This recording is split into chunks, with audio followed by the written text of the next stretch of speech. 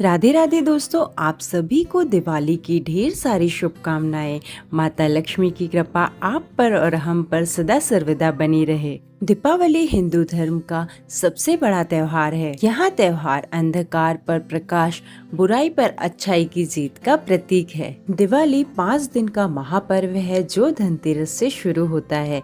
इसका पूजन कार्तिक मास की अमावस्या के दिन किया जाता है। दिवाली की पूजा बहुत खास होती है। इस दिन हमें चौकी अवश्य लगानी चाहिए और चौकी की जो दिशा है वो पूजा करने वाले का मुख उत्तर दिशा में हो, इस तरीके से हमें लगाना है। जगह को साफ स्वच्छ करके हम वहाँ पर स्वास्तिक या कोई भी रंगोली बना देंगे और उसके बाद में उस पर चौकी रख के उस पे लाल या पीले रंग का कोई भी वस्त्र बिछा सकते हैं। यहाँ पर मैंने चौकी लगाकर थोड़ा सा डेकोरेशन कर दिया है तो माता रानी की चौकी बहुत सुंदर सज के आएगी। और साथ ही में एक नीचे छोटा सा पटा भी रख दिया है और उसे भी कवर कर दिया है, क्योंकि दिवाली के दिन काफी सारी चीजें हमें पूजा में रखनी होती है, इसीलिए मैंने एक एक्स्ट्रा चौकी भी लगा कर रखी है। दिवाली का पूजन बहुत बड़ा होता है तो इस दिन हमें कलश स्थापना अवश्य करनी चाहिए। यहाँ पर मैं अक्षत से अष्टदल कमल बनाऊंगी और उस पर कलश की स्थापना करूंगी। आप किसी भी धातु या मिट्टी का कलश स्थापना के लिए ले सकते हैं। यहाँ पे मैंने तांबे का कलश लिया है।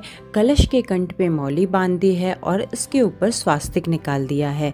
अब कलश को हम शुद्ध जल से भर देंगे और इसमें कुछ बूंदे गंगा जल की डालेंगे। इसके साथ साथ एक सुपारी, सिक्का, कमलगट्टा, कौड़ी, लौंग, इलायची, ये सभी चीजें हम कलश में डालेंगे। अब हम पंचपल्लव लेंगे। इसके लिए मैंने आम के पत्तों को तिलक कर लिया है और कलश में रख दिया है। इसके साथ जटाओं वाला नारियल लेकर उसे चुनरी लपेट दी है।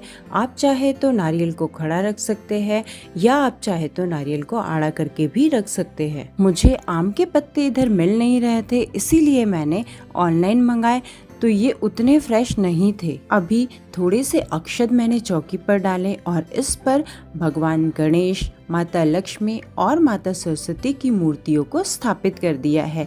मेरे पास चांदी की मूर्तियां हैं, इन्हें ही मैं पूजा में रखती हूँ। मैं हर साल नए लक्ष्मी गणेश नहीं लाती हूँ।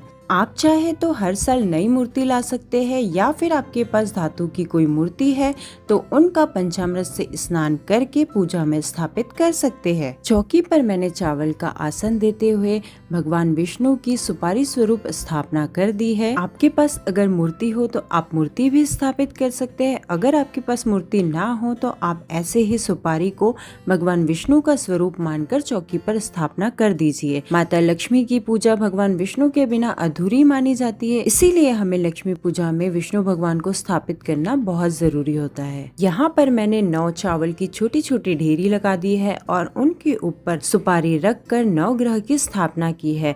अगर आपके पास 9 ग्रह का कोई यंत्र है, फोटो है तो आप उसे भी चौकी पर स्थापित कर सकते हैं। चावल का आसन देते हुए हम एक घी का दीपक माता लक्ष्मी के सन्मुख रखेंगे। इसके बाद धनतेरस पे हमने जो भी कोई नए बर्तन लिए हैं उन बर्तनों को हम चौकी पर स्थापित करेंगे। यहाँ पर मैंने एक चांदी की छोटी सी तुलसी जी है जिन्हें की चौकी पर स्थापित कर दिया है। इसकी भी हम पूजा करेंगे। थोड़ा कैश भी हम चौकी पे रखेंगे और हमारे पास जो भी पहले की ज्वेलरी है उन्हें भी हम माता लक्ष्मी का स्वरूप मानते हुए उसे चौकी पर रख सकते हैं या आप डायरेक्ट तिजोरी की पूजा भी कर सकते हैं। मैं हर साल दिवाली के दिन पूजा में एक डायरी और पेन नया जरूर रखती हूँ।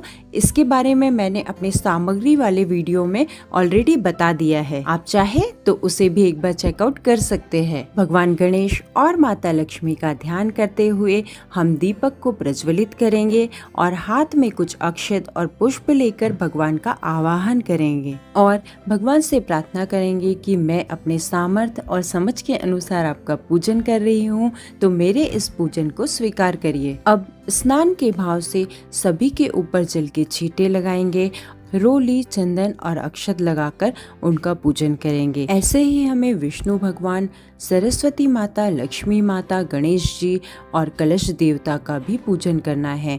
साथ ही में जो नए बर्तन वहाँ पर हमने रखे हैं उनका भी हम पूजन करेंगे और सुपारी स्वरूप जो हमने नवग्रह की स्थापना की है उन सभी का हम पूजन करेंगे। दीपावली का जो महापर्व है वो बहुत ही धूमधाम से मनाया जाता है। हमें ये पूजन अपने परिवार के सभी सदस्यों के साथ मिलकर बड़ी ही हंसी खुशी से करना चाहिए। माता महालक्ष्मी को श्रद्धा, भक्ति और स्वच्छता बहुत प्रिय होती है, तो जब भी हम सच्चे मन से माता रानी की आराधना करते हैं तो महालक्ष्मी हमारे घर में स्थायी रूप से वास करती है। यहाँ मैंने सभी को तिलक, रोली और चंदन लगाकर पूजन कर लिया है। इसके साथ में सभी को वस्त्र रूपी मैं कलावा अर्पित करने वाली हूँ। आप चाहे तो इन्हें इत्र लगाकर भी अर्पित कर सकते हैं या फिर डायरेक्ट भी अर्पित कर सकते हैं। हमारे पास में जो भी पुष्प अवेलेबल हो उन पुष्प को हम भगवान के चरणों में अर्पित करेंगे। लक्ष्मी जी को कमल का फूल अति प्रिय होता है। अगर आपको दिवाली के दिन कमल का फूल मिलता है तो आप माता रानी को जरूर से अर्पित कीजिएगा। जैसे कि मैंने आपको पहले ही बताया कि मैंने पूजा की सामग्री ऑनलाइन मंगाई थी, इसीलिए मेरे पास में एकदम फ्रेश कमल का फूल नहीं आया था। लेकिन मेरा मानना है कि पूजा की सामग्री से ज्यादा हमारा भाव महत्व का है, इसीलिए मैंने पूजा में उन सभी चीजों को यूज कर लिया। लक्ष्मी सूचक जो भी चीजें होती है जैसे कि कौड़ी, कमल गट्टा, गोमती चक्र, ये सभी भी हम पूजा में अवश्य रखेंगे। आप चाहे तो कुबेर पोटली या धन लक्ष्मी पोटली भी पूजा में रख सकते हैं। इसके बाद लक्ष्मी माता को सुहाग की सामग्री अवश्य अर्पित करें। आप अपने सामर्थ्य के अनुसार 16 श्रृंगार या सुहाग की 5 चीजें जरूर माता रानी को अर्पित कीजिए। इस दिन भगवान विष्णु को तुलसी दल और भगवान गणेश को दुर्वा भी समर्पित कीजिए। इसके बाद सभी को धूप और दीप दिखाएंगे और माता महालक्ष्मी का पूजन हमें बहुत ही वैभवशाली करना होता है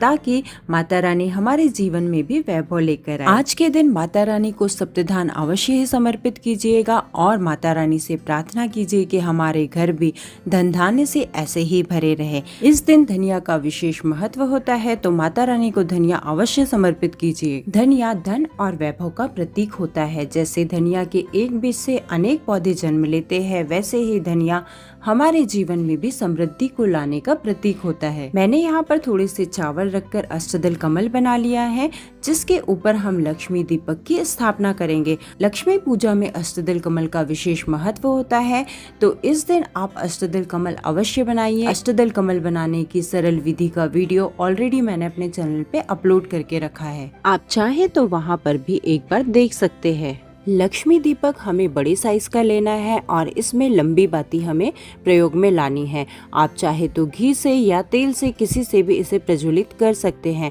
इसे हमें रात भर जलने देना होता है। लक्ष्मी दीपक का मुख हम अपनी तरफ रखेंगे क्योंकि ये स्वयं लक्ष्मी जी का स्वरूप होता है, इसीलिए इसका मुख पूजा करने वाले के सन्मुख होता है। लक्ष्मी जी का ध्यान करते हुए हम इस दीपक को प्रज्वलित करेंगे और इसे भी हम रोली, चंदन और अक्षत से इसकी पूजा करेंगे और पुष्प समर्पित करेंगे। दीपावली की पूजा में खीर और पताशे का विशेष महत्व होता है, तो इस दिन माता रानी को खीर और पताशे का भोग अवश्य रूप से लगाइए।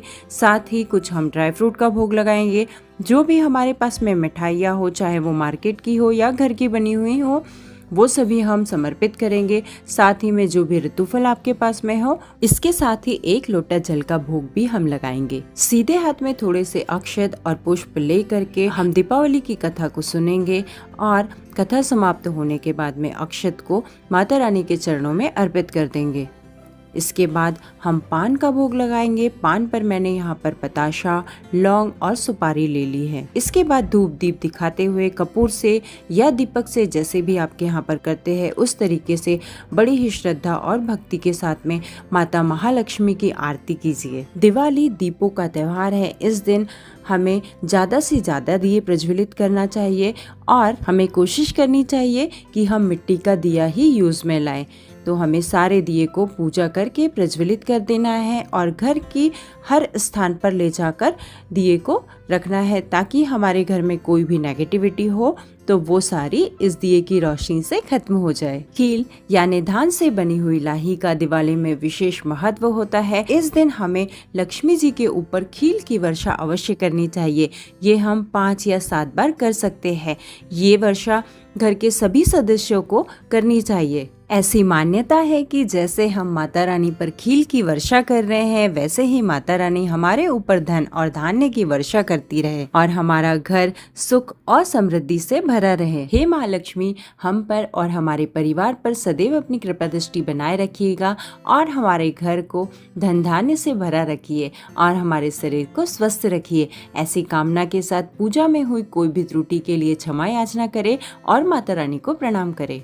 तो फ्रेंड्स, ये था मेरा दिवाली की सरल पूजा विधि का वीडियो। उम्मीद करती हूँ कि आपको वीडियो पसंद आया होगा। अगर वीडियो पसंद आया हो तो लाइक कीजिए और कमेंट सेक्शन में जय माँ लक्ष्मी अवश्य लिखिएगा। अगर मेरे इस वीडियो से आपकी थोड़ी बहुत भी मदद हुई हो तो वीडियो को लाइक और चैनल को सब्सक्राइब करना बिल्कुल ना भूलिएगा। दिवाली से जुड़े हुए बहुत सारे वीडियोज है जो ऑलरेडी मेरे चैनल पर है। इसकी एक प्लेलिस्ट भी मैंने बना कर रखी है, तो एक बार उसे जाकर जरूर देखिएगा। जल्द ही मिलते हैं एक नए वीडियो के साथ। तब तक के लिए आप सभी का धन्यवाद। माता लक्ष्मी की कृपा आप पर और हम पर सदा सर्वदा बनी रहे। एक बार फिर से आप सभी को दिवाली पर्व की ढेर सारी शुभकामनाएं।